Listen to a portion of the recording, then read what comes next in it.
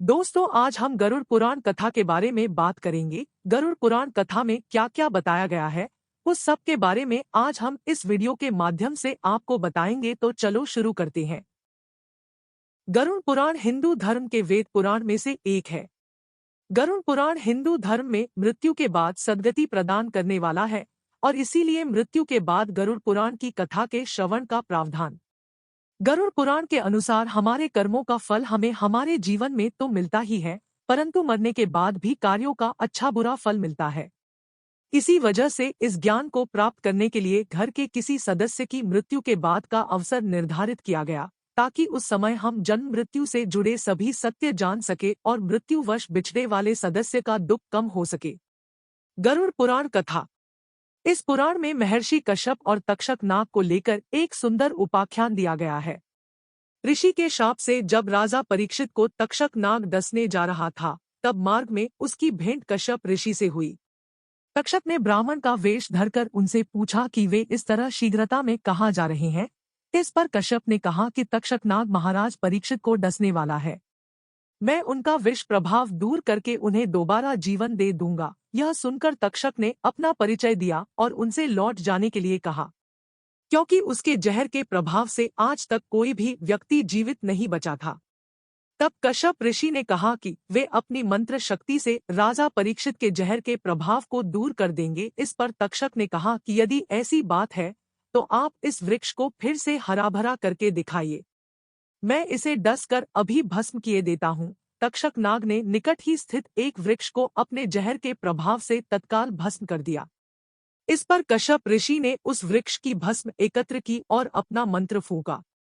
तभी तक्षक ने आश्चर्य से देखा कि उस भस्म में से कोपल फूट आई और देखते ही देखते वह हरा भरा वृक्ष हो गया। हैरान तक्षक ने ऋषि से पूछा कि वे राजा का भला करने किस कारण से जा रहे हैं। ऋषि ने उत्तर दिया कि उन्हें वहां से प्रचुर धन की प्राप्ति होगी। इस पर तक्षक ने उन्हें उनकी संभावना से भी अधिक धन देकर वापस भेज दिया। गरुड़ पुराण में कहा गया है कि कश्यप ऋषि का यह प्रभाव गरुड़ पुराण सुनने से ही बड़ा था। गरुड़ पुराण की नरक यातना। प्रेत कल्प में कहा गया है कि नरक में जाने के पश्चात प्राणी प्रेत बनकर अपने परिजनों और संबंधियों को अनेकानेक कष्टों से प्रताड़ित करता रहता है। वह पराई स्त्री और पराये धन पर दृष्टि गड़ाए व्यक्ति को भारी कष्ट पहुंचाता है। जो व्यक्ति दूसरों की संपत्ति हड़प कर जाता है, मित्र से द्रोह करता है, विश्वासघात करता है, ब्राह्मण अथवा मंदिर की संपत्ति का हरण करता है, स्त्रियों और बच्चों का संग्रहित धन छीन लेता है, पराई स्त्री से व्यभिचार करता है, निर्बल को सताता है, ईश्वर में विश्वास नहीं करता, कन्या का विक्रय करता है, माता, बहन, पुत्री, पुत्र, स्त्री आदि के निर्दोष होने पर भी उनका त्याग कर देता है, ऐसा व्यक्ति प्रेत योनि में अवश्य जाता है। उसे अनेकानेक नारकीय कष्ट भोगना पड़ता है। उसकी कभी मुक्ति नहीं होती। ऐसे व्यक्ति को जीते जी अनेक रोग और कष्ट घेर लेते हैं। व्यापार में हानि, गर्भनाश, गृह कलह, कृषि की हानि, संतान मृत्यु आदि से वह दुखी होता रहता है।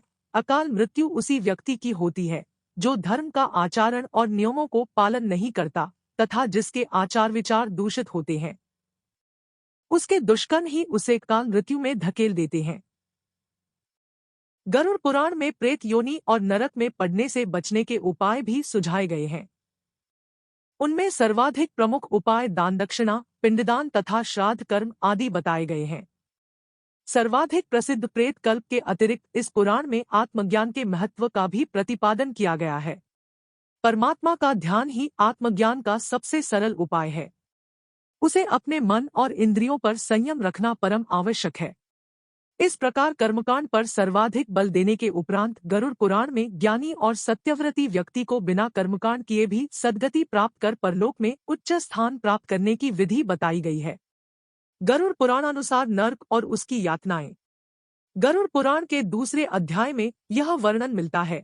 इसके अनुसार गरुड़ ने कहा है, केशव, यमलोक का मार्ग किस प्रकार दुखदायी होता है, पापी लोग वहां किस प्रकार जाते हैं, मुझे बताइए।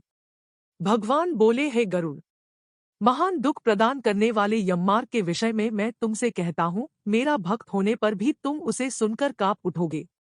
यममार्ग में वृक्ष की छाया नहीं है, अन्न आदि भी नहीं है, वहां कहीं जल भी नहीं है, वहां प्रलय काल की भांति 12 सूर्य तपते हैं। उस मार्ग से जाता हुआ पापी कभी बर्फीली हवा से पीड़ित होता है, तो कभी कांटे चुभते हैं, कभी महाविषधर सर्पों द्वारा डसा जाता है, कहीं अग्नि से जलाया जाता है, कहीं सिंहों और भयंकर कुत्तों द्वारा खाया जाता है, कहीं बिच्छुओं द्वारा डसा जाता है। इसके बाद वह भयंकर असिपत्र वन नामक नरक में पहुंचता है, जो 2000 योजन के विस्तार वाला है।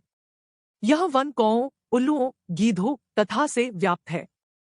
वह जीव कहीं अंधे कुएं में गिरता है, कहीं पर्वत से गिरता है, कहीं छुरे की धार पर चलता है, कहीं कीलों के ऊपर चलता है, कहीं घने अंधकार में गिरता है, कहीं उग्र जल में गिरता है, कहीं जोंकों से भरे हुए कीचड़ में गिरता है, कहीं तपी हुई बालुका से व्याप्त और धधकते ताम्रमय मार्ग, कहीं अंगार राशि, कहीं अत्याधिक धुएं से भरे मार्ग पर उसे चलना पड़ता है। कहीं अंगार वृष्टि, कहीं बिजली गिरने, शिलावृष्टि, कहीं रक्त की, कहीं शस्त्र की और कहीं गर्म जल की वृष्टि होती है। कहीं खारे कीचड़ की वृष्टि होती है, कहीं मवाद, रक्त तथा विष्ठा से भरे हुए तालाब हैं। यममार्ग के बीचों बीच अत्यंत उग्र और घोर वैतरणी नदी बहती है। वह देखने पर दुखदायिनी है। उसकी आवाज भय पैदा करने वाली है। वह 100 योजन चौड़ी और पीप तथा रक्त से भरी है। हड्डियों के समूह से उसके तट बने हैं। यह विशाल घड़ियालों से भरी है। हे गरुड़! पापी को देखकर वह नदी ज्वाला और धूम से भरकर कड़ाही में खौलते घी की तरह हो जाती है। यह नदी सुई के समान मुख वाले भयानक कीड़ों से भरी है। वज्र के समान चोंच वाले बड़े बड़े गीध हैं। इसके प्रवाह में गिरे पापी है भाई, हा पुत्र, हा तात, कहते हुए विलाप करते हैं। भूख प्यास से व्याकुल हो पापी रक्त का पान करते हैं।